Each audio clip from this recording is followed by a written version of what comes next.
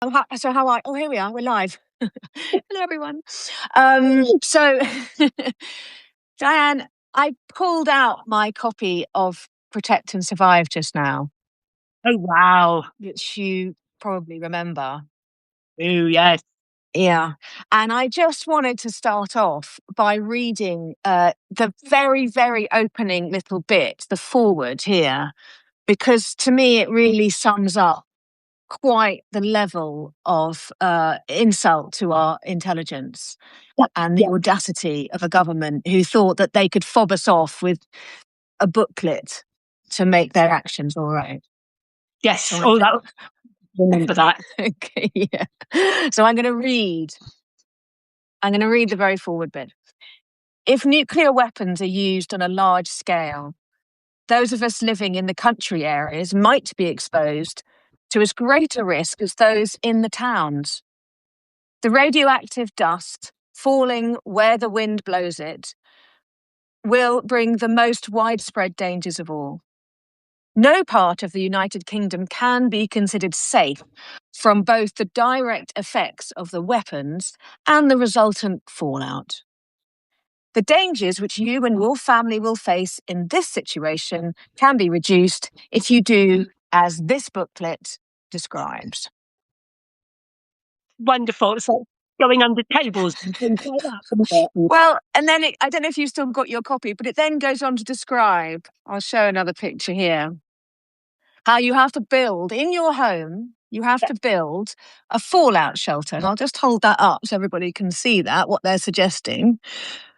So, I mean, the assumptions in that are beyond. But I'm just going to describe the fact that they're saying that you have to build a fallout shelter in your home. And then within the fallout shelter, you've got to build an inner refuge. And you've got to be able to do all this with imminent threat of nuclear weapons, because you were welcome to order this book if you want to, but if there was imminent threat, what the government said was imminent, they would then send it out, which could be, I mean, I don't know where to begin. I don't know where to begin, but it was this booklet, I think, that really got my blood up in terms of writing Fallout.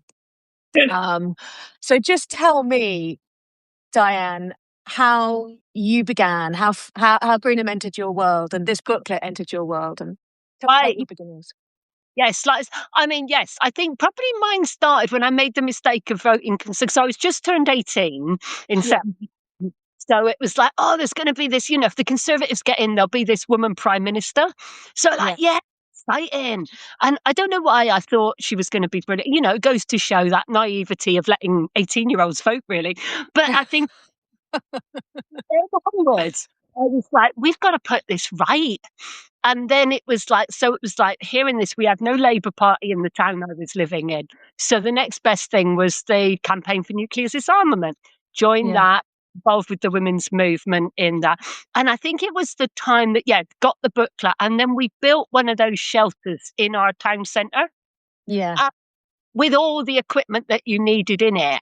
And it was then that you realised that you can't fit people and even the amount of water and toilet rolls you needed into this shelter. No, impossible. Yeah. And it was then, and it was then I sort of got swept along with the whole women's movement and the Greenham Common thing. When you say you built it in your town centre, did you just build it in the market square? Is that what you and a bunch of friends just turned up and built it out of whatever scraps you could find? There was a photo of it that I did send to you. It was like, but I think it was supposed to be doors or something. It was putting tables and doors. And all I can remember is this sort of shape. Yeah. And then we filled it full of, so there was probably half a dozen of us women sort of stood there going, this is what's here. And I don't think get a license on the market, it was like the town centre and people would go, it was right by a bridge into the car park. So it was in Frome, So every room, so it was like anyone there would have seen it. And what reaction did you get to it when you built it and stood back and it was clear was it clear to everybody walking past what you were doing, the example that you were trying to prove? again, we stopped and we chatted to them and explained things and handed out various CND bits and pieces. Because by that point, there was that really sad cartoon about two old people who were planning for nuclear fallout and just watching them trying to build this in their homes. The really sad cartoon, and I can't remember what it's called now. It was called When the Wind Blows. Yeah. And it was And literally taken from the piece I've just read, which says the radioactive dust falling where the wind blows. that's it, yes. But it was And it was tragic. tragic. It was utterly, and it was so beautiful. It was Raymond Briggs. It was, wasn't it? Yes, the snowman man. Right? The Snowman Man. Yes, Yeah. I'm sure it was. But it was just It was like, heartbreaking. so, so people knew about it, but it was, Yeah. I think what still happens now, people turn the other way. Yeah. I think, Because I remember my mum coming and having a go at us for building it, and then also a go at one of my super cool hippie friends and telling her how awful she was that she smoked and how bad smoking was. And I remember, like, you've missed the whole point of this, But I think that reaction, it was a load of women in long floaty skirts with long hair, smoking roll-ups, and it was dismissed, I think. yeah. Was that the first political activism you had done? Public Yeah. activism? Yes. Yeah. Yeah. Okay. And it disillusioned me, I think, a lot of it. Even that, just building the fallout shelter and everyone just dismissing what the point you were making. Yeah. I mean, isn't that the history of activism, particularly, I want to say global majority activism. I mean, right back to the suffragettes and the civil rights. It's a dismissal of the reality of the importance of it, and the completely unjustifiable reality that we were all up against and still are. And still are. Still are. What was the film we watched recently? I can't remember what it is. It's a very clever film, but it's all about basically a nuclear war coming and nobody knows. But then at the end, they do this scene of all the buses bussing people into a shelter. And we've watched this missile flying overhead in the film. And it's like, there's not going to be time to do that. It's almost like, don't worry about it though. There'll be time to move everyone into safety. And that's, I mean, we literally have a living example of what happens when some idiot presses the button in Hiroshima and Nagasaki. We know exactly what happens, and it's millions of people are killed in that moment, and then millions more over multiple generations die as a result. It's unequivocal. Yeah. So how any government, and I'm not going to say to their credit, but I can see all governments have dropped all kind of pretense that anybody can survive. Yeah. Any multiple generations can survive any kind of nuclear war, but they haven't dropped the threat of nuclear war. No, I think that's it. It's like, basically, you're all going to die, okay? So don't worry, we'll just carry on and work towards killing that. Well, that was the other thing that really struck me in my research for Fallout, was that the policy back in the 80s between America, Reagan and Thatcher was called mutually assured destruction, or MAD for short. I mean, you couldn't make it up, could you? And yet they were quite happy to say that they had a policy of MAD in order to protect us. Yeah. It's so... this whole thing that if we don't have them and they've got them, then they'll kill us and we won't be able to kill them, sort of thing. I mean, nowadays we'd call it gaslighting. Back then, we didn't have a word for it, but we knew it was insanity, and the very presence of nuclear weapons caused threat of nuclear weapons. I mean, it's, to my mind, it's unequivocal.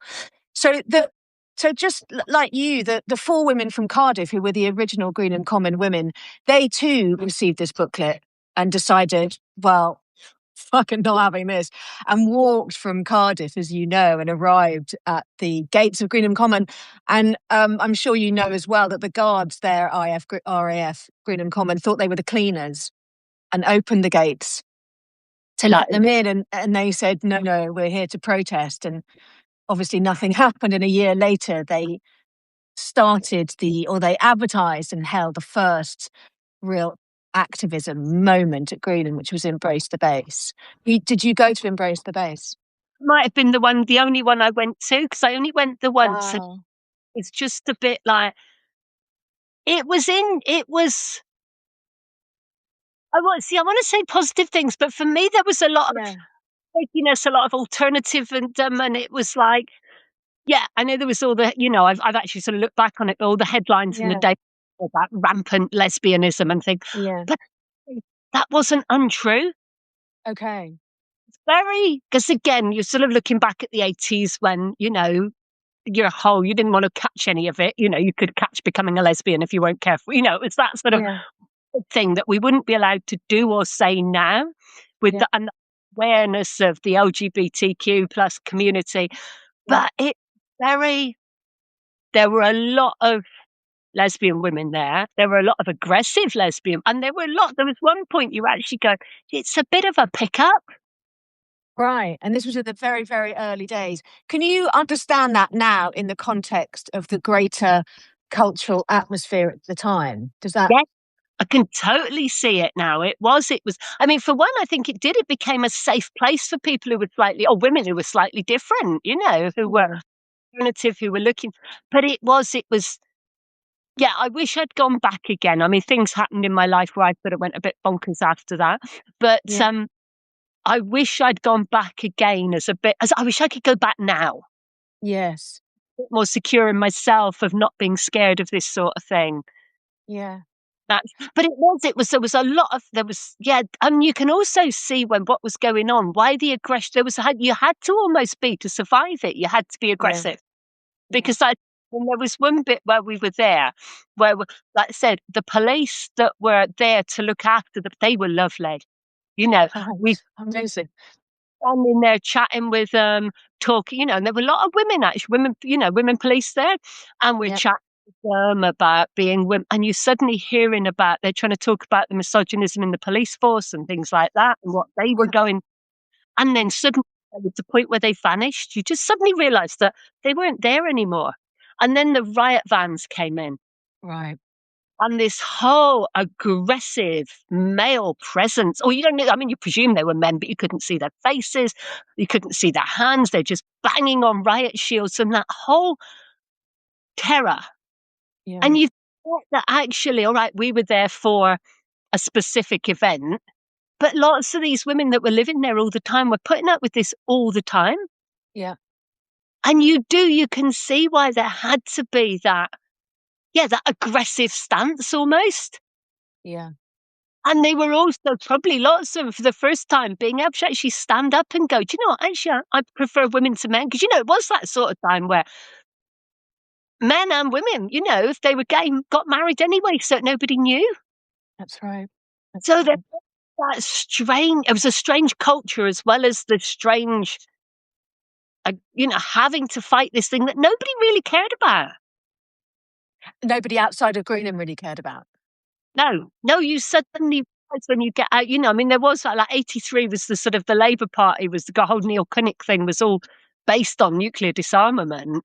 But I decided nobody. And again, he lost the election because of it. I'm sure it was a lot of that but there was that, yeah, nobody thought it was important. Nobody thought it was serious. I think nobody thinks it's even now, doesn't see it as a serious threat. Yeah. Well, equally with the environmental, the climate crisis, I don't think, you know, it's a bit like saying to somebody protesting nuclear war, stop smoking because it's bad for you. It's the same thing, isn't it, with the climate crisis? Because obviously, without this beautiful planet, you know, Yeah, spoke. It's like, nothing. There's nothing here. I'm amazed that it even needs explaining to anybody. But apparently we have to lay that out. Yeah. yeah, yes. Yeah, and I think so. Yeah, a lot of the Greenham women I've spoken to have called it, has said it was a refuge, and it was really the first refuge. Open door, unnamed, as in you didn't have to be coming from a particular environment to be welcome at Greenham. An Yeah, unnamed, open refuge for all women to be and really just go and be themselves rather yeah. than anything specific. And But I I think do. go back and do it a second time to realise that. Right. Is that why you'd like to go back to That's to, to realize yourself or to witness other women realizing themselves? think to realise myself, because I think at the time as well, I was trying to fit into a tribe, and Yeah. that wasn't quite my tribe. Right. Okay. As in, tell me about that. What do you mean it wasn't your tribe? Right. So yeah, again, see, since reading your thing, I've had a lot of time to think about this. But Yeah. it's like for me, they were your dopes. I mean, I'd never smoked dope till I met these women that were involved in this. So they were, yeah, sort of, mildly drug smoke, but it was just for cannabis smoking, that sort of. They all wore long hippie skirts and didn't fall over their own feet. I tried hippie skirts and used to get all tangled up in a muddle. I was a jeans girl, I was like, you wear jeans Okay. all the I have moved Yeah. in and embraced my hippie stance now, you know, but it was like, so yeah. And then I remember sitting there chatting with one of the women from our group. And I remember her just saying, "Oh, I've slept with all my friends and all my friends' husbands," and thinking, I didn't want to do that. And Right. so, there's few key things that I missed out personally on exploring what was really going on. What was really going on at the camp? What was really going on for you? Well, that freedom, yeah, probably both things, but that freedom to be yourself, Okay. a place to learn how to be me at that point in time. So was that first environment you found yourself in unwittingly where you could you could have been yourself if you knew that was the question that was being asked? Yeah. Okay. But would it be true to say that you were too young to see that was the question? Yes, and that Right. that in your early 20s, you think you're so grown up as well. Yeah. No, hilarious, isn't it? Yeah. You're Yeah. so old to know everything, and yeah, like you said, you're still so young. Yeah. Yeah. One of the other things that a lot of women have talked to me about, white women who were at Green have talked to me about, was that, well, and the black women I've talked to as well, have said that for white women, it was the first time, especially middle class white women who'd up until that point never experienced the brutality of the state system because they'd never crossed a line. They had just behaved, again, unwittingly, they'd behaved according to state rules. Rules that are none of the state's business at all. And so that was the first time when they met, for instance, police brutality. Would that, would That you would be echo that? yes, and I think for me, it opened my eyes then to what was Yeah. really going. Yeah, Yeah. but it was, like I said, it was that bit where we just sat there in the sunshine, chatting with these lovely people and Yeah. realised, oh, not so bad, are they? And then suddenly you're just like, almost like, yeah, slapped. And none of us got picked up there because they were just holding us, but just watching these huge, faceless, handless, people just banging and banging on these riot shields and just going, we've done nothing wrong apart from say we disagree. Yeah. And it was, yeah, it was terrifying. To my mind, it was that for me that lost my confidence in the whole system. That booklet starts you off on the journey, but Yeah. it's like, yeah, you suddenly go, there was no need for this. And then as I've stood back and thinking that must have cost so much money. Yes. Yeah. To pay for those riot Yeah. police to be there. Yeah. Faceless and handless. I love the way you described that, faceless and handless. It's so significant, isn't it, in terms of our human connection and being able to read and see each other, to take Yeah. away the face and the Yeah. hands, gloved and masked. Yeah. I'm The big, sure yeah. yeah. The full face helmets. And it was just like, oh my word. Yeah, obviously I can't say any of that without referring to what's going on right now in Minnesota and Minneapolis in terms of, yeah. I mean, having watched the people, there were the people praying outside it and watching them just being lifted one by these police. And you were just like, you are so brave to sit there and know this is going to happen. I know that actually they could not do it calmly. They could lose it completely. Because you could feel the tension at that point with these Mm. police at Greenham. They were ready for which is why the whole thing they kept said, you don't move, you don't speak to them, you don't look at them, you just lie down and you stay led down. You make no, and if they pick you up, you don't resist because they were the thing. You could feel that tension. You knew that again, if somebody moved or resisted, they could have got beaten for it. Yeah. And Were you given, did you know you were being given training in nonviolent direct action, or was it more informal than that in terms of how the other women prepared you for that first action? It was probably more informal. Yeah. Yeah. Because I think I always get that feeling. My one is I always get the feeling we were all taken by surprise. Right. We were just encircling a base, we Yeah. were chatting, we were Yeah. making our well, I think there were flowers going up in the chain link and stuff like that. It was all nice. Yeah. Yeah, I know the following day, because I stayed overnight, and the following day there was a lot more, right, this is what you've got to do. And if you can't cope with that, don't get involved. Go and stand over out the way. And it Okay. yeah, How which how hard? sorry. Say that again. Say that I again. What worries me when I've heard of other friends going into London and, when they then get kettled by the police, because Yeah. I with that they've gone, actually, we're taking ourselves over here to be out of it, Yeah. and they don't get the choice, so that's not what they're prepared for. Yeah. I've experienced that in London in protest, being kettled. Yeah, it's frightening. That's got to And be good. well, and also it's like, as you say, you're literally taking yourself out, you think, of what is an escalation in tension. And then it very much feels like the state forces which are sent to deal with you in that moment are looking for a fight, because Yeah, it's such an obvious way of further escalating tension when you can see great crowds of people are trying to get out of the way. And that, again, it's very hard to not start feeling that conspiracy of violence, which yeah, is a road I never want to go down, because I'm not really interested in them and us. I just don't think them and us as a mentality really gets you anywhere. But it's very hard to not to feel not that when you're in yeah, that situation. It's very, very hard. yeah, Talk to me about that feeling as they came. Well, yeah, as they came towards you, but also the sort of knowing, because presumably to the other women at Greenham who'd already been in actions, it didn't come as a surprise. They knew it was coming. So that was only for those for whom it was the first time, right? and I think there were a lot of us in that place, so it was our first time. Sure. Well, if it was Embrace the Base, that was 1982, December 12th and 13th, 1982. And that was the first really mass action. Yeah. So, And yeah. but it felt as if, I mean, all our group that had come up from Frome, we'd never been in anything like that before, so, it was just like, and I think because it was after that, a lot of the people I'd come with went home. Because it was too much for their systems. Yeah, I think it was too much.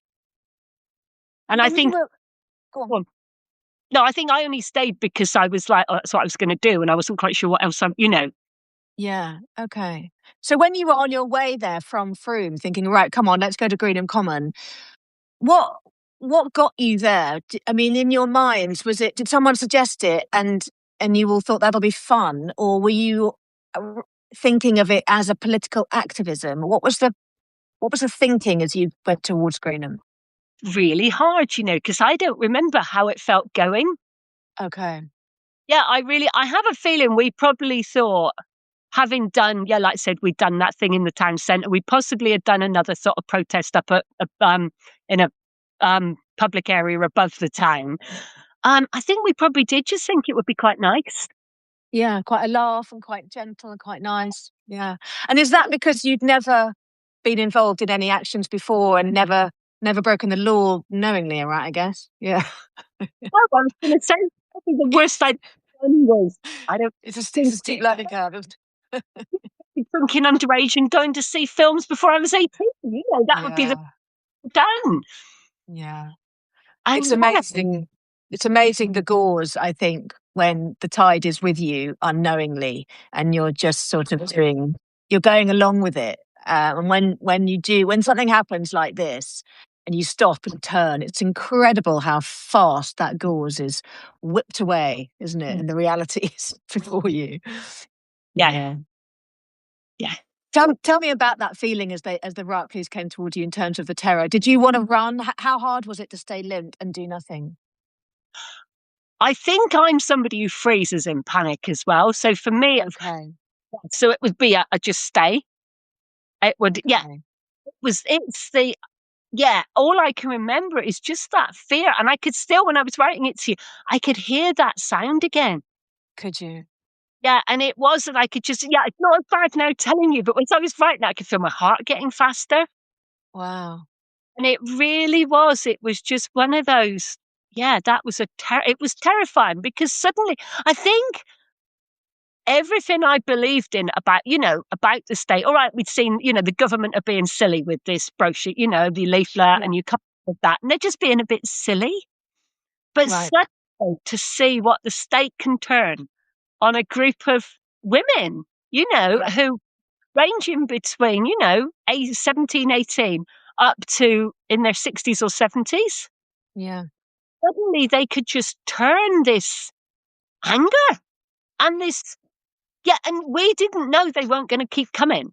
They Yeah. stood, they held, yeah, because it was in a field, it wasn't kettling, it was like, Yeah. but it was the equivalent of, but we didn't know they weren't going to keep coming. Yeah. We didn't know what they were going to do. And it was just, yeah, it was that fear of not knowing, and suddenly just that fear of everything I believed in has fallen apart. Wow. The safety in my country, and I think it is. I've never quite respected anything since. Mm. Mm. Because it was, and like I said, from what I remember, we were all white women as well. I don't remember there were many coloured women, but we were all white, reasonably middle class women Yeah. with because I said everyone had turned up, and even when you look at the hippie scene, that it was, yeah, people were wearing good quality clothing, and that's so it was people that were reasonably well off. Everyone had cars, everyone could afford their bit, those sort of things. It was. And suddenly they're sending these, like I said, faceless, handless people at us. And yeah, I yeah. I interviewed Sue Say, who was the first black woman at Greenham, and Sue was responsible for getting a standpipe at Main Gate at Yellowgate. It Wow. was her that did it, which in itself is an extraordinary achievement. But she said, as I said earlier, one of the most striking things I heard in terms of understanding Greenham was that she said she understood that this was the first time white women had experienced what she'd experienced, the truth of the state and systematic racism and every other kind of marginalization her whole life.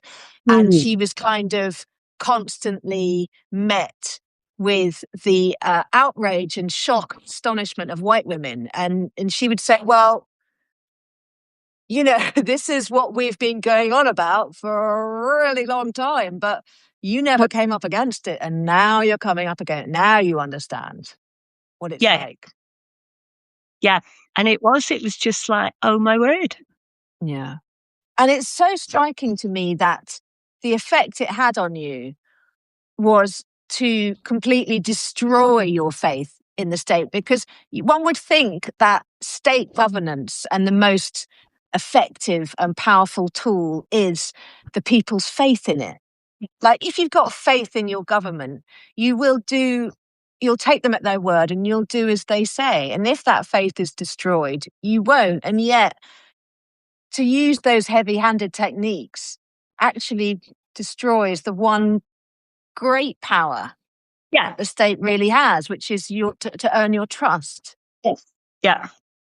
And yet we see it happening again and again. It's happening in America. It's been happening in other countries all over the world for a very long time. It is so backward, and it never wins either. I mean, I know Greenham took 19 years to achieve its aims, and we've got the examples of multiple nations around the world who managed to iron fist it still, but ultimately it never wins, right? No, no, not at all.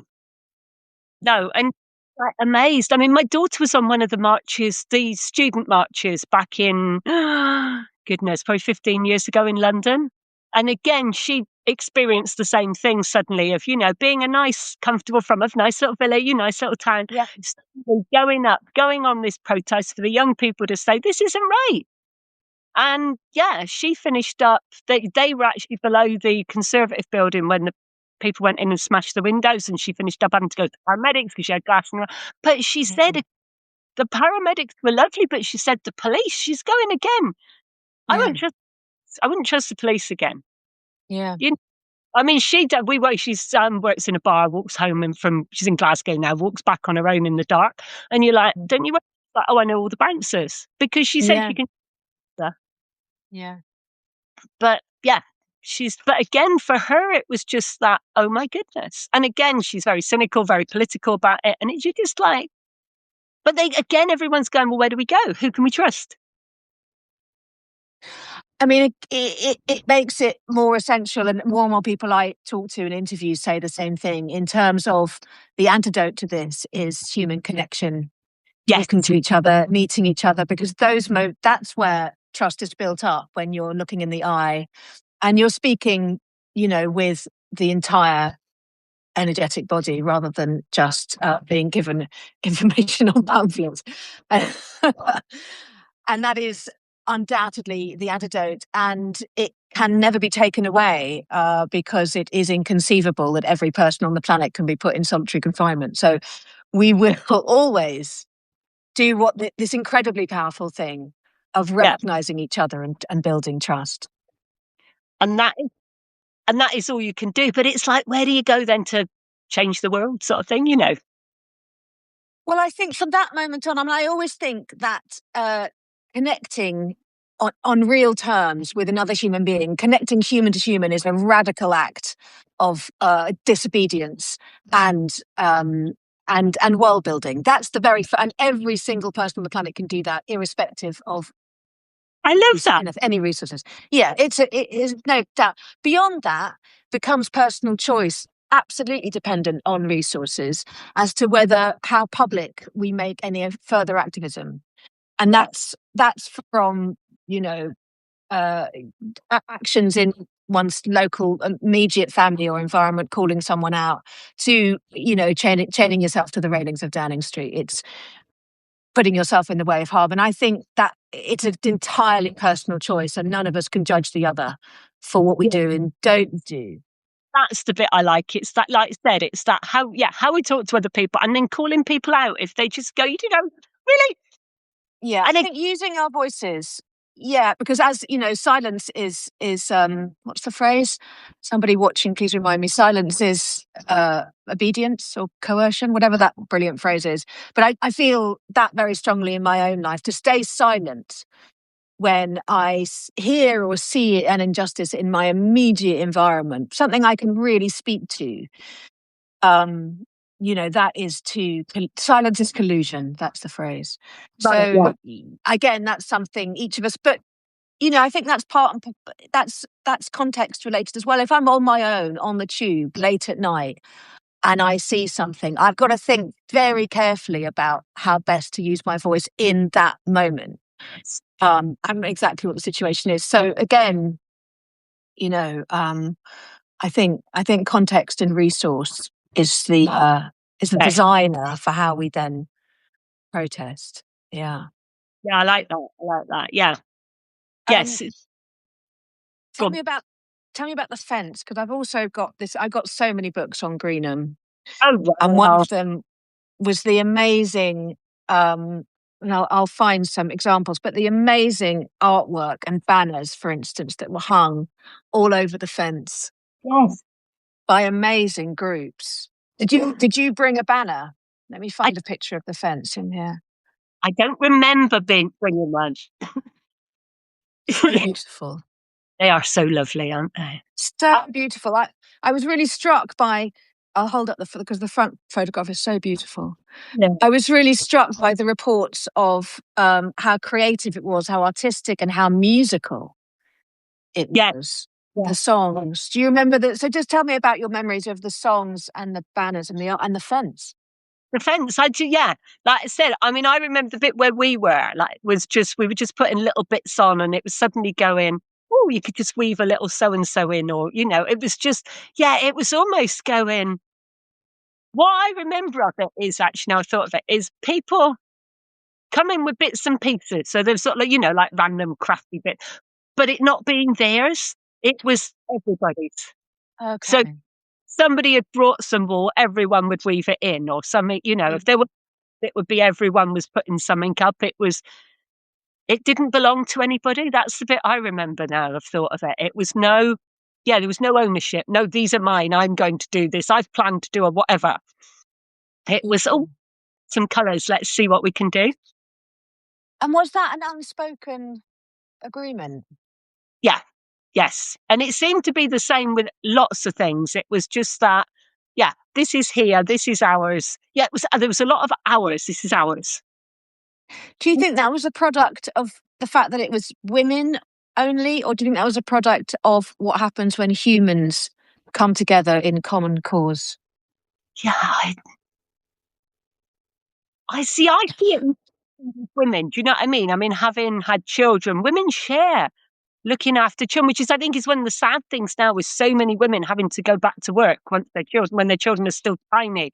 And I've got young friends of mine who say there's no toddler groups out there any longer, because I was like, and you used to, toddler, everyone shared the children. It was that thing. So I'm thinking it would be, nobody would have thought, these are my tea bags, this is my milk, this is my wool. It was like, here it is, it's in the common. And it could have been the women who lived there that sort of, oh goodness, instigated it. But maybe it was just that's what we do when we get together. That's my experience. It's what we do when we get together. And because it was, I mean, I think initially when, in the very, very first sort of 6 months, it was a peace camp. It wasn't a women's peace camp. But my understanding is that it became a women's peace camp purely because with the presence of men, it was more likely that the police would be more violent. Right. Was that their reasoning? Because I know I went once. First time we went, we took a load of food and clothes down because we were close enough we could go backwards and forwards in a day from where we were. And yeah, there was a man came up with some stuff, and the woman we were talking to was like, "You stay there. You don't stay boundary. We're not contaminated by men." And I was a bit like, "That's good." Yeah. But again, in hindsight now, the more I thought about it, it was like, you see, again, though, it's like I look back on it. Like I said, I was really young. I was only 21, possibly. It was, I've been brought up that men are in charge. Yeah. My mum left my dad for another man. She didn't spend time on her own. It was like, you put men first all the time. So suddenly this woman saying, this man's not even going to stay. And to actually be telling a man what to do, I think that was probably a bit of a, oh my goodness. And I think amazing. I mean, it's only like, what is it, the 80s? It's only 40 years ago. And yet it was an absolute revelation to hear a woman tell a man what to do. And for me, it was shock, even though I should have been at that young feministy sort of stage, but I was a bit like, goodness, that was a bit wrong. She's told a man what to do. Yeah. Wow. I mean, I think it takes an awful long time to dig down through all the taught biases to get down to the absolute bedrock of equality. And, even now we still roll around on bedrocks that we think are the baseline, and they're not. We have to dig deeper. We have to dig much deeper in terms of all kinds of biases that affect our community, our living as human community. Yes, yes. And some of them are so unspoken, but so thick that you don't even know they're there. Yeah. I mean, such is the tide, you've been swimming with it for so long, you just simply don't recognize it. Yeah. And I think also, there, in terms of that, not having men there because it was such a overtly patriarchal society as opposed to now, which is more, it's not quite as overt, but boy, we're still dealing with it. So, there's no doubt that there would have been an awful lot of stepping back and letting the men do the talking, and Greenham would have been a completely different animal.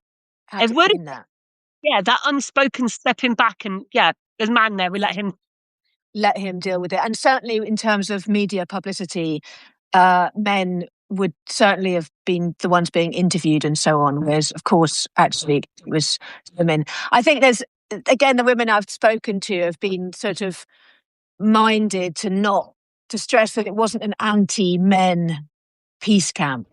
But nevertheless, I fully understand that there were multitudes, well, probably every woman there was had in some way suffered at the hands of men, and to be without them would have been a revelation, and not something you'd give up easily, I imagine.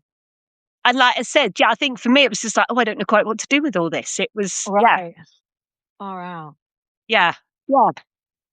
Which is, say again. I was just saying, it's something I've never thought about until you started talking to me about it. I'm like, I hadn't thought of that. Right. Okay. You hadn't thought about it till now? Yeah, not really. Just because my reaction was a bit rude, wasn't she, to say that to that nice man who's brought all that stuff. Yeah, I mean, the conditioning goes so deep. I constantly have to check myself in terms of the conditioning and the unconscious bias that I have inherited as a woman, as a white woman, as a wealthy white woman, as, all of those things. I just relentlessly just check, well, is that the bedrock, or is that just taught behavior? And 9 times out of 10, it's taught behavior. Behavior, yeah. Amazing. Yeah. Did you ever experience the vigilantes? No. Greenham? No. Okay. Do you know what I'm talking about with the vigilantes? Are they the ones that came and tried to get them off on a regular basis? Yeah, they would come through the camp on motorbikes with baseball bats and buckets of maggots and blood. Oh my goodness, no. I think all that was something, it was mentioned on the news, and it was just like, yeah. And they would, and in the night, by the way, at night, and tear down the camp and throw blood and maggots at the women, and then roar off on their motorbikes, and the police would arrest the women, not the men on the on the motorbikes. And the same, it's just, and the same goes for the bailiffs. I've watched an enormous amount of footage and spoken to a lot of Greenham women about the bailiffs who would come with the munchers, the big machine with the teeth, and they would just hurl the entire camp into the munchers. That's just horrible. And then go. I mean, it's just extraordinary. What strikes me as double extraordinary is that this was threat to human life, and human life that was out to reduce threat to human life by protesting nuclear war. And yet the government absolutely state-sponsored the vilification of the Greenham women. But it's also when and the media did too. Yeah, were complicit in it. They were just, the media, it was, yes. I had somebody I used to know was actually at the Battle of the Beanfield, but that completely different when they were there to what the news showed of it. Of course, that was terrifying. They said it was, and again, it was riot police coming in and smashing things up. Yeah. And I do wonder, with the power of the media, I mean, I know they want to sell newspapers, but it does seem extraordinary that they would write exactly the Battle of the Beanfield, or the poll tax riots that I was involved in, all of those, or the Newbury bypass, or Reclaim the Streets, or all of those kind of things, and Greenham, that the media would be complicit in writing it off as a bunch of dirty lesbians. Yes. And you do just go, that is, why do they want to do that? Yeah.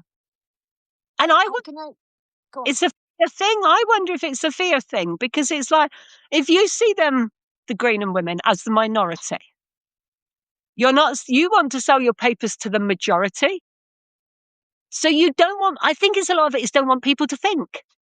Don't make the whole world go, these nuclear weapons are not a good idea. Here's some people doing something about it.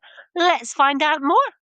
Whereas if you make them out to be dirty, they're lesbians, they're aggressive, they're whatever, then people are going to go, well, I'm distancing myself from them. And for some reason, people seem to like that. I often think the impulse in turning away from that sort of victimization and vilification of people who are fighting for justice is a kind of public, like it's an external, writ large way of turning away from your own internal suffering and pain. If you can blame and point the finger and go along with the media who say, they're a bunch of dirty lesbians, ignore them, somehow it lets you off the hook from exploring your own inner demons. Yes. Yes. Because if Right. they people, they'd be like, you and me, so you might have to do something about it. Do something about yourself. Exactly. Yeah.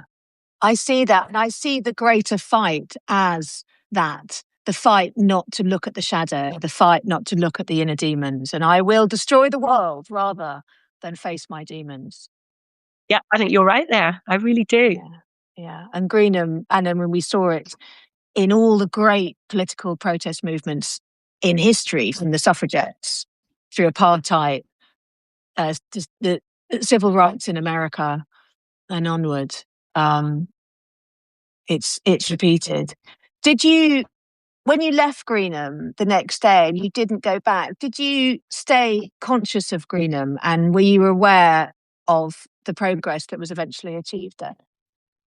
To a point, yeah, I think I mean lots of things happened in my life at that point, and I did go a bit completely off the rails and Yeah. was a bit on survival at that point, and probably just lucky Okay. to do those 10 years actually to come out the other side. All right. So Was yeah. was Greenham just a passing through in your life, or had Greenham something to do with you going off the rails afterwards? I don't know. You see, again, that's an interesting one that I've never thought of. Okay, like how they were they connected, and if so, how? Maybe that's something I might have to go away and journal about and chew over. And Okay. I might get, now I've talked about it, those things that were revealed. And then the thing that I went in from there, it was very much, yeah, it was almost like a, I can't cope with this. I can't cope with this type thing. But everything, it sort of, yeah, it just broke open so many things. Yeah, it did actually.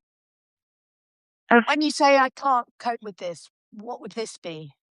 I think it was the whole breakdown of those things that I thought of as that I could trust, like the state police, like the things my mother had told me about men being in charge and whatever, and just my place in everything. Because I then, like, you know, I think it's one of those, even that little bit of time I was involved in it, I then didn't fit back in where I was. Yeah, I definitely, yeah, it might have only been 24, 36 hours, but I didn't fit back again. Yeah, I might have had a lot to do with it. Ooh. Oh, it's gonna be something to keep me busy on the weekend, isn't it? Please write about it. I mean, that specifically is really fascinating to me because, well, the power of Greenham, but also because in Fallout, the novel that's coming out in April, that that's very much one of the points of the novel is how Greenham changed. Well, specifically Bridget, the 15-year-old runaway who goes to Greenham not because she has any political activism in her. She just doesn't want to go to netball. She's bored. Yeah. But she gets there and it absolutely blows her world apart, exactly as you've just described. Everything she thought was true is proved to be not true. And it is going to Greenham is the nuclear bomb in her life. It just shatters all of her beliefs. It shatters them and it wakes her up. Yeah. Yeah, and I don't think mine just blew me up completely, and yeah, because 'cause I'm thinking that sharing thing. Because again, we were brought up very much that this is yours. Yeah. You invite people into your house, but you check with the whole family before you invite everybody in. You don't just, yeah, pick random strangers up and invite them in. You have to have checked, and it's, you know, people mum and dad approve of, and yeah, it's interesting. It's the power of Greenham. I just think that's so fascinating and such an honor actually to hear you say that and witness you making that connection between it. Because, I'm often asked, like, what's the point of protest? Because it feels like so many protests that I've been on, it feels in the short term they haven't really done anything. But what they do on a larger scale is show you the truth of the system within which you've agreed to live. That Yeah. might be a truth that you enjoy, and it might be a truth you don't enjoy, but it really protest and the act of protesting is incredibly revealing in terms of the water you're swimming in. Yeah. And it's one of the points of protest because then you see exactly what you're dealing with and what you're up against and what you're prepared to do and what you stand for. Everything is revealed. Yes. Wow. And particularly Greenham for the United Kingdom, because it was the very, very first time, well, since the suffragettes, which was Yes, specifically really white women of a certain yeah, resource. But yeah, Greenham was the first absolutely utilitarian yeah, protest site. And it yeah. blew the doors off thousands and thousands and thousands of women's preconceptions of the world they lived in. I think that was it, wasn't it? It was, yeah, Yeah, yeah. And it did succeed in its aims. So we did reclaim the land. The Greenham women did reclaim the land, the common land, and the nuclear missiles were removed yeah, yeah, from site, even though the silos are still there. So I went back. I went there. I decided I had to go, obviously, to see what I could find at Greenham. And I went on the day of the Queen's funeral because I knew there'd be no one on the roads, and if there was any security, I'd probably be able to get in. And it was absolutely the most, because I'd done a year's research. I'd talked to a lot of Greenham women. I mean, it was flowing through my blood. I'd watched a million YouTube clips and everything. And then I went and I turned up at what I thought was Yellowgate. And I just couldn't find any reference points. I could see where the actual common was beyond where I was standing. I couldn't see any reference points. And then I saw this bunch of bikers who were just gathered at a park at a bench. And I said to them, I don't suppose you know about the RAF Greenham Common and the base and where it is. And it was a bit like that moment in Pirates of the Caribbean. They said, you're in it. This is it. Over there. And they pointed at a building. That's the army mess. And as they started pointing out all the buildings, it kind of came into focus. It was the most extraordinary moment. And then I found a bit of fence, the fence to Bluegate that still had the snake painted on it and a little bit of fence, and the silos are still there. And then I got onto the common, and there was the runway still there. It was extraordinary. yeah. That is But the bizarre. only sign of the women's peace camp is a really sad little wet corner of a wood with a little stone. It's tragic. There's Yeah, no there's no that's, sense of what you all did, and that's another reason why I wrote the book. I just was like, Greenham women changed history. You changed every single one of you. Every one of you who turned up there, you changed history. yeah. And You I did think that something epic. I'm sure I wasn't the only one who just turned up for one go at it, you Absolutely know. not. Yeah. But yeah, by turning up, just even the once, for all of us that did it, it did something. Yeah. Yeah, It did something, and I just see someone saying someone watched the news in 1981. I cared for my baby daughter and admired them so much. And thank you for saying that. And that's exactly. I remember watching the news. So I was 11 when Greenham Common Women's Peace Camp was started, and I remember watching the news. And luckily, I had a mother who was happy to point out that it wasn't just a bunch of dirty lesbians, and I was very politicized from a very early age. And I remember watching it and just thinking, this is wild. Like if I could have gone, I would have yeah, gone. It's yeah. amazing. Yeah, well, yeah, it was, wasn't it? But yeah, to get that different slant on it, whereas, yeah, I would have probably been told that I shouldn't have been there. And that might have been the thing of trying to fit back into my little box, maybe, that I didn't go again. And then my little box exploded because I couldn't fit back in again. Yeah, and I think that incidence of having your eyes opened and then trying to fit back in and you just can't. That's something I relate to. I'm sure it's something that a lot of people watching this now relate to. Once you've seen, you Yeah. cannot unsee. That's it, isn't it? Yeah. Yeah. Have you And now processed? there's two or three other incidents after that I've put myself in a place of where suddenly things have just been blown wide open. And again, I've gone back and tried to Right. fit the box and not fitted. Not fitted. Yeah, Fit. I can really relate, understand that. Did you protest again? Have you protested again in any other form in the UK? I do the whole sending off the emails regularly to various bits, and I'd actually no, apart from sending my daughter off to London that time. Yeah. We did do something actually in Bath. Yeah, we did a bit of sort of protesting about again that was fascinating. Again, it was a student loan thing, and suddenly there's these huge police horses there.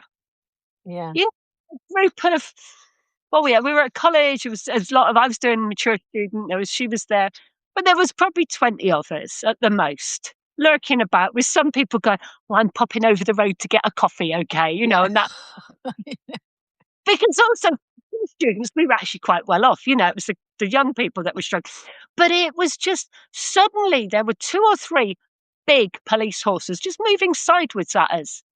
And having ridden, I was like, you don't get near the back of that horse, and the back of this horse is just moving Yeah. to.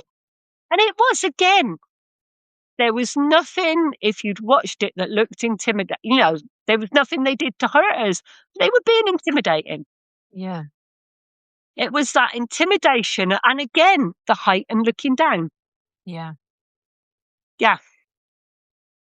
Yeah. Well, thank you for your boldness and your courage and for turning up at Greenham. Thank you. Yeah. Thank you. And thanks to all Greenham women. Yes. And thanks to all of us who do use our voice to stand up for the common good and human kindness. Yes. Yeah, I'm just loving that. I'm just going to go, because my one is, I always say it's a bit of a joke, it sounds like a joke, doesn't now you've said it, is my thing is I go around the park and say nice things to people. You know what I mean? Love that.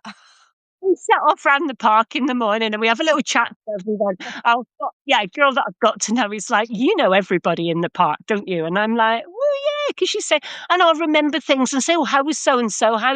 And it's like I've suddenly gone, do you know, that is so important. Yeah. Yeah, I smile at people. I smile at people, and they're always like, and then they smile back. It's amazing. and again, it's so easy. Such an important thing to be doing. It's so important, and it's so easy. It's completely free, and it has the most enormous impact. It's extraordinary. You don't have to do it's only long. It just be a little like if I catch someone's eye in the street, you're walking past and everyone's scowling, I just smile and they just smile back, and then it's over in a second. But there's some little spark has happened, some little connection, and it's beautiful. Yeah, and suddenly they become a beautiful person from looking like misery guts. They suddenly they appear as this. yes, it's amazing. and so it's not as headliney as Greenham or poll tax riots or whatever, but it's there. Oh, it's deeply impactful. And I mean, I think all protest, it's a radical act, and it's weirdly, it's really mundane and weirdly mundane and domestic as well, or protest, from whether you're camping out on Parliament Square or just saying hello to everyone in the park. It's super simple. It is. It's super effective. Yeah, it is. Diane, we're at time. Thank you so much. Thank you for being a Greenham woman. Thank you for going. Thank you for holding it in your heart. And I'd love to know all the things that happened to you after Greenham, but maybe we can do that at a different time. Yes. But thank you for naming my son. It was important. I've suddenly gone, wow, that was important. Instead of going, oh, I only did one night there and it wasn't that great, I've suddenly gone, wow. Yes, it was important. Thank you for the honour of that. Wow, that was wonderful. Thank you. It's a pleasure. Oh, it's such a pleasure. All right. Some other time. Yes, fantastic. All right. Well, look, I'll see you in the stacks. Have a brilliant rest of your day and lots of love. Thank you. Bye. Bye.